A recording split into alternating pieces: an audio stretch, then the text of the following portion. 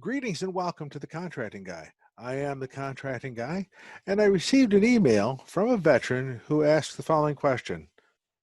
She says, "Hey, Contracting Guy, my name is Helen, and I'm from Troy, Michigan, and I have a question.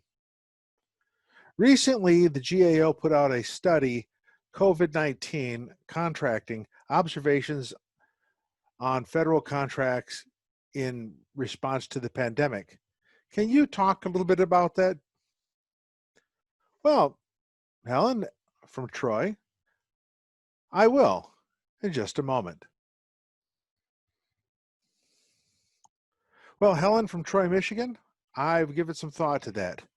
And I have uh, some observations I'd like to make, or at least observations about their observations. So let me get into that. One of the things that I looked at is effectively some lessons learned from the uh, information that was provided by the GAO. Let me walk through that with you. Well, Helen from Troy, Michigan, let me answer these questions for you. First off, you have a great question regarding what did the GAO say? Well, you can pull down the GAO report and read it yourself. However, here are some observations I make from their observations. So some of these things are pretty like, yeah, no-brainer, but others are just sort of like, well, maybe give some thought about it. Now, keep in mind, we are not looking at our normal FEMA, Homeland Security, HHS incident. We're talking about the global pandemic, which affects not only the United States regionally, but also affects it nationally, internationally, everywhere. So it has a big footprint, big footprint. So when you look at this, think of global pandemic, you think of some things dealing with medical. Now, again, this isn't particular rocket scientist stuff, but it helps chart your ideas of what needs to be done and how you should think, because this is where the money's going. And that's what you want to know, is that where's the government spending money? Now, they're still spending money on its normal stuff, but here we are coming to the end of the fiscal year. We're in the second quarter, third quarter. Now we're in the fourth quarter of the fiscal year. Now money is being focused in these areas and not necessarily the normal things. So all contingency dollars that were set aside for other things, have been kind of allocated here if they haven't already been listed for another through another appropriation, CARES Act or something like that. So first thing, some agencies spend more than others.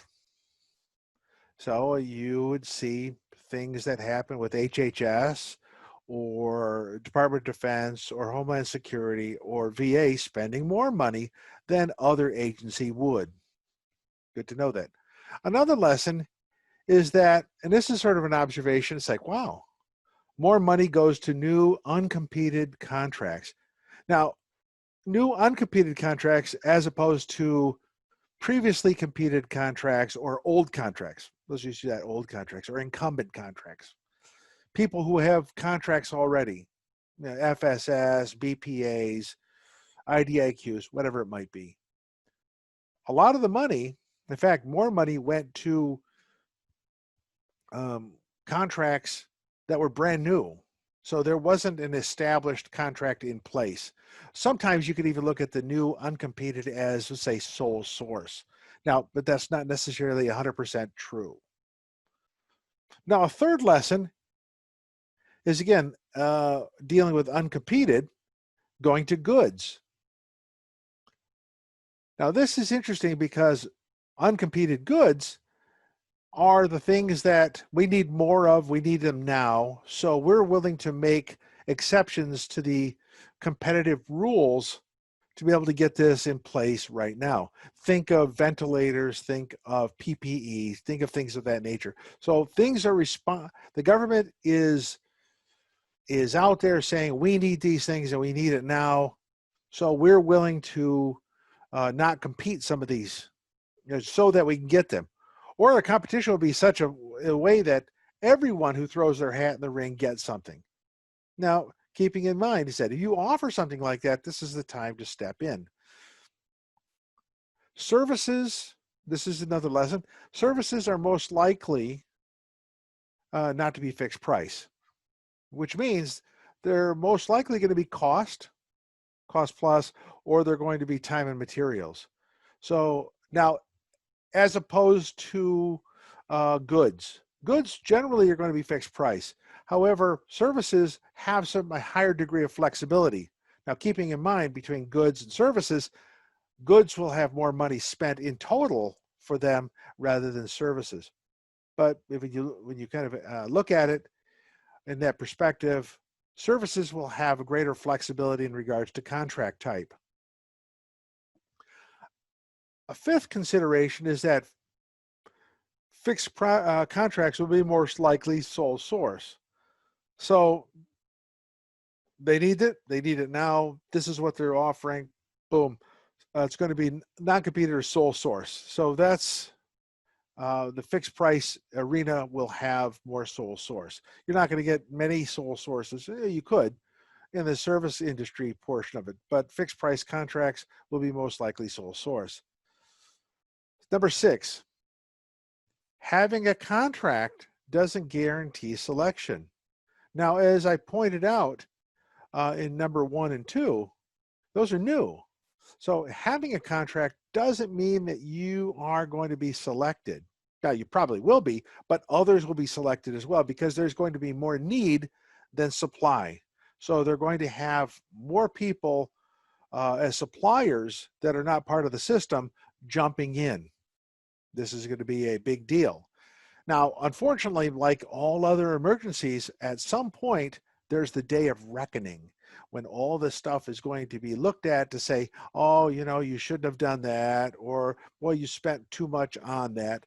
But it's really kind of funny because at the time you need it, and you are willing to make accommodations at that moment. So there's going to be a lot of second guessing going on with COVID-19 procurement later on. So, but right now, having a contract doesn't guarantee selection because there are more that were new contracts in the system than there were the BPAs, the IDIQs, and such.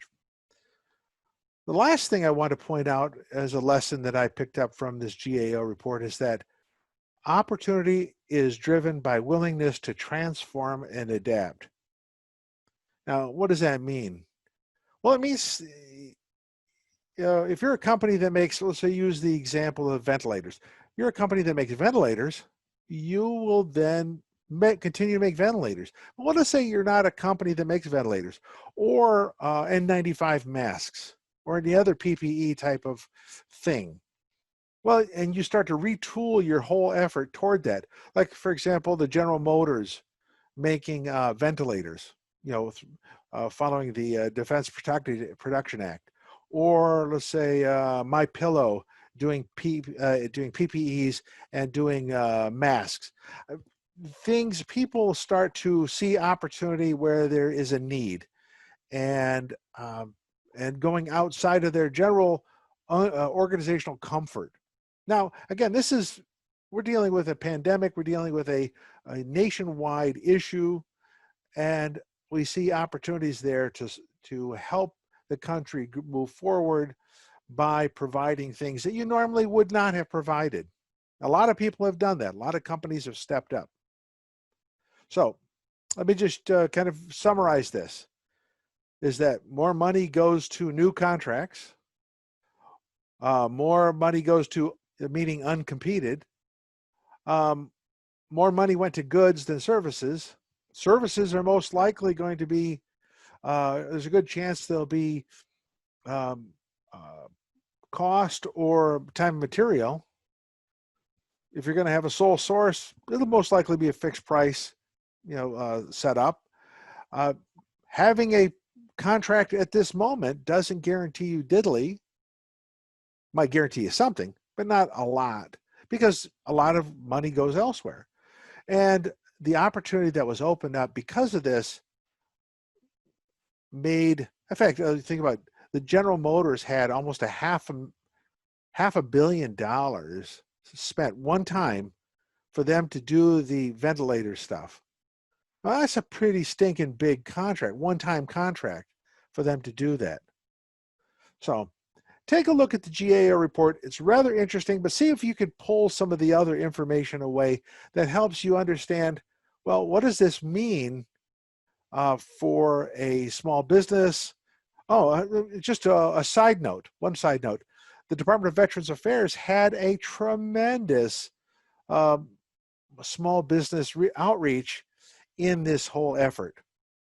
Not so much by Department of Defense, Health and Human Services, or DHS, Homeland Security, but VA did, I think it was 66% according to the report. So that's kudos to those guys. Okay, well, Helen from Troy, Michigan, I hope that has been helpful to you. I think it's informative, and keep an eye on those GAO reports because they tell you something as they come out, where opportunities might be, and how the government bought in an emergency. Now, this is a big deal. May not happen ever again, but in this case, that's how they bought, and maybe you can learn something from it. This is the Contracting Guy. I'm out.